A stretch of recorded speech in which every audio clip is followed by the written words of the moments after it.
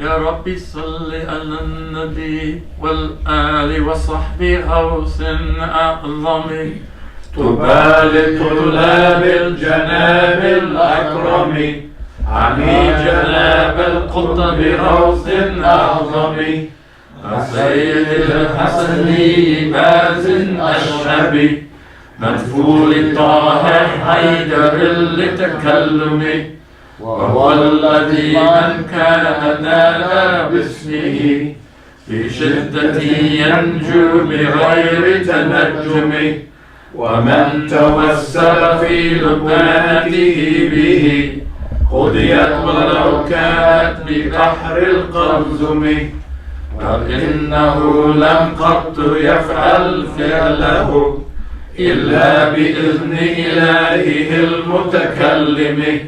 عهدا له ألا يموت مريده إلا على ما تاب من مستحسم. كم من رجال الغيب صفوا خلفه مستكملين لفيضه المستقسم. ولكم خوارق قبل بعد ظهوره بعد رحمته المستحكم. صلى الإله على النبي المصطفى والآل والأصحاب كل المسلم. وعفى عن المبدح عبد القادر سبحان كل الأولياء المعظم. وسامعين له ومن هو حاضر مع مطعميهم للغياث الأكرم. لك الغلمان رجوك للإحسان واسكن لنا هذا ذميم الحال محمود ذو الأثقال يرجو نداك. The necklace of gems of apple powder, and this one is the one that is told by, I think, by a buffer. But another time, a great number of people gathered around Sheikh Abdul-Qadir radiallahu anhu, hoping that he would speak. He sat for a very long time without saying a word. The congregation also sat and waited silently. After a while, a strange ecstasy overcame them, as if they had been emptied of all thought and imagination, and all of them together thought the same thing. What is the Sheikh thinking about? As soon as this question was raised in their minds, Hazrat Abdul-Qadir radiallahu anhu spoke. Just now a man was transported from Mecca Baghdad to Baghdad in an instant, repented in my presence, and flew back, he said. Then the congregation thought as one, why should a man who could fly in an instant from Mecca to Baghdad and back need to repent? The Sheikh immediately said, to fly in the air is one thing, to feel love is something else. I taught him how to love. Abdullah Zayal relates, in the year 560 after Hijrah, I was at the school of Hazrat Abdul-Qadir radiallahu anhu. One day I saw him leaving his house with his staff in his hand.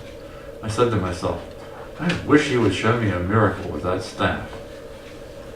He turned and looked at me and smiled and stuck the staff into the sand. Instantly it turned into a beam of intense light, rising out of light into the sky, illuminating everything for an hour. Then he reached out and held that beam of light. It turned back into an ordinary staff. He looked at me, smiled, and said, "Oh, Zayal, is that all you wanted?" At his hands, more than 5,000 Jews and Christians became Muslims. More than 100,000 ruffians, outlaws, murderers, thieves, and bandits repented and became devout Muslims and gentle darwishes. He explains how he reached that blessed state. For 25 years I wandered in the deserts of Iraq. I slept in ruins. In a place at Shistar, a ruined castle in the middle of the desert, 12 days' journey from Baghdad, I stayed in seclusion for 11 years. I promised my Lord that I would neither eat nor drink until I reached spiritual perfection. On the 40th day, a man came with a loaf of bread and some food and placed them in front of me and disappeared. My flesh screamed, "I'm hungry, I'm hungry." My ego whispered, "Your promise is fulfilled, why don't you eat?" But I did not break my vow to Allah. By chance then, the scholar Abu Sa'id al-Muharrami happened to be passing by. He heard the screams of hunger of my flesh, although I was deaf to them. He came and saw my emaciated state and said to me, "What is this I see and hear, Ya Abdul Qadir?" "Don't mind it, my friend," I said. "It is only the voice of the disobedient, unruly ego." "Well, I tell you, the soul is bowed in front of its Lord and is hopeful and peaceful and joyful." "Please come to my school at Bab al-Azria," he said. I didn't answer, but inwardly I said, "I will not leave this place without divine order." Not long after, Khidr came and told me, "Go and join Abu Sa'id." When I received that order, I went to Baghdad to the school of Abu Sa'id, and I found him waiting for me at the gate. "I beg you to come," he said. Then he invested me with the cloak of the Darwish. From that time on, I never left him. 40 years I never slept at night. I made my morning prayer with the ablution I had taken to make my night prayer. I read the Quran every night so that sleep should not overtake me. I stood on one foot and leaned against the wall with one hand. I didn't change the position until I read the whole Quran. When I could not fight sleep myself, I would hear a voice that shook every cell in my body. It would say, "Yeah, Abdul Qadir, I did not create you to sleep. You were nothing. I gave you life. So while you are alive, you will not be unaware of us." Sallallahu Muhammad sallallahu alayhi wa sallam. Sallallahu ala Muhammad sallallahu alayhi wa sallam. Sallallahu ala Muhammad. Ya Rabbi salli wa sallim. Radiyallahu an Abdul Qadir. Radiyallahu an Gawthil Azam. Radiyallahu an Abdul Qadir. Radiyallahu an Gawthil Azam. Radiyallahu an Abdul Qadir. Radiyallahu an Muhaiyaddeen. Radiyallahu an Sheikh al-Akbar. Radiyallahu an Muhammad Rahim. Radiyallahu an Sheikh al-Akbar. Radiyallahu an Muhammad Rahim. Radiyallahu an Sheikh al-Akbar. Radiyallahu an Bawa Muhaiyaddeen. This is the sixth discourse of the Futuh al-Ghaib of Abdul Qadir Jilani. The Sheikh radiallahu anhu said, "Become extinct to all created beings by the permission of Allah. Become extinct to your passionate desire by His command. And Allah put your trust if you are true believers, and to your own will by His action. Then you will be a vessel fit to receive the knowledge of Allah. What signifies your being extinct to Allah's creatures is your isolation and detachment from them, and loss of interest in things at their disposal. Extinction to your passionate desire is marked by giving up the habit of striving to acquire worldly means in order to procure benefits and cause harm.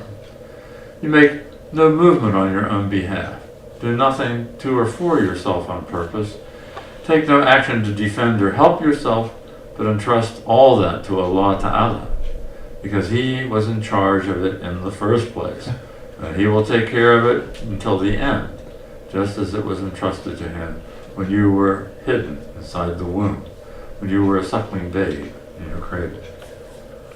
Your extinction to your own will through the action of Allah is indicated by your never formulating any personal goal, your lack of selfish interest, and the fact that you no longer feel any want or craving. For beside the will of Allah, subhanahu wa ta'ala, you wish for nothing else. Instead, the action of Allah Ta'ala is at work in you, so that while you are experiencing Allah Ta'ala's will, then your action and will in action, your limbs become relaxed, your mind becomes calm, and your feelings widen. Your face begins to glow, and your inner being thrives. In contact with their Creator, you feel no need of things. The hand of power will turn you every way about, and the tongue of eternity will summon you. The Lord of all religions will teach you and clothe you in the beams of His own light and special raiment, and install you among those possessed with ancient knowledge. This will leave you permanently contrite, incapable of holding any carnal appetite or will, like a cracked vessel that cannot retain either liquid or dregs. You will be estranged from ordinary human standards of behavior, for your inner being will not accept anything other than the will of Allah subhanahu wa ta'ala. At this stage, you may be credited with working miracles and supernatural phenomena, for such manifestations will bear the outward appearance of emanating from you, though in reality they are all the work of Allah Ta'ala and His will.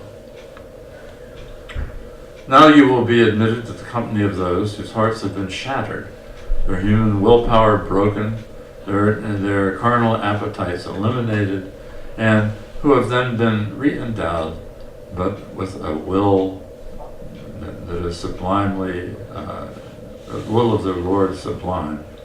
As the Prophet ﷺ said, 3 things belonging to this world of yours have been made dear to me: perfume, women, and as a cool refreshment for my eyes, the salah. Of course, to confirm the point we have already indicated, these things were added unto him anew after they had left him and become unreal to him.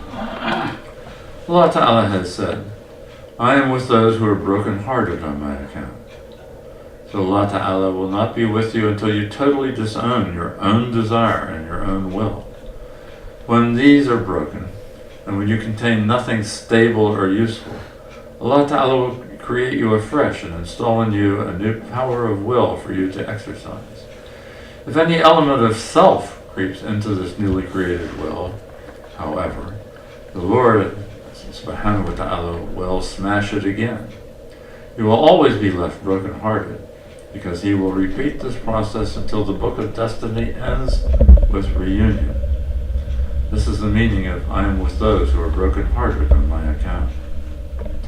When we speak of an element of self creeping in, we mean to become sure and self-confident in relation to the new will. In a sacred tradition, Hadith Qudsi related by the Rasul sallallahu alaihi wasallam, Allah Ta'ala has said, my servant constantly approaches me through supererogatory acts of worship until I love him. And when I love him, I become his ears in which he hears, his eyes with which he sees, his hands with which he holds, and his legs with which he walks. In another version, the wording is, so through me he hears, through me he sees, and through me he understands. This comes about in the state of al-fana, annihilation, and no other. When you become extinct in relation to yourself and to all creatures, the whole creation, being good and evil, as you likewise are good and evil, do neither hope for any good nor fear any evil therefrom. Only Allah subhanahu wa ta'ala remains alone as He ever was. Good and evil are part of Allah's plan, so He will keep you safe from His evil and will immerse you in the oceans of His good. You will become the receptacle of all that is good, a stronghold for every blessing, happiness, and joy, a beacon of security and peace. Annihilation, al-fana, is therefore the aim and the object, the final destination of the journey of the saints. This was the direction sought by all of the awliya previously and the abdal, to become extinct to their own will, and let the will of Allah Ta'ala and glorious truth take its place, as a permanent transformation lasting until death. That is why they became to be called abdal, substitutes. May Allah Ta'ala be well pleased with them all. For these masters, it is sinful to associate the will of the divine truth with their own will, through absent-mindedness, forgetfulness, onset of rapture, or moment of alarm. So Allah Ta'ala mercifully jolts them with a reminder to be vigilant. They then pull themselves together and ask forgiveness of their Lord, for none but the angels are innocent of self-will. Such innocence has been granted to the angels, while the prophets are immune to passionate desire. As for the rest of creation, whether human beings or jinn, they are all held morally accountable, and enjoy no immunity. Of course, some of the awliya are preserved from passionate desire, and the abdal from self-will. But in neither case is the immunity complete, since they may be prone to these two weaknesses at times, until Allah Ta'ala overtakes them with His mercy and brings them to their senses.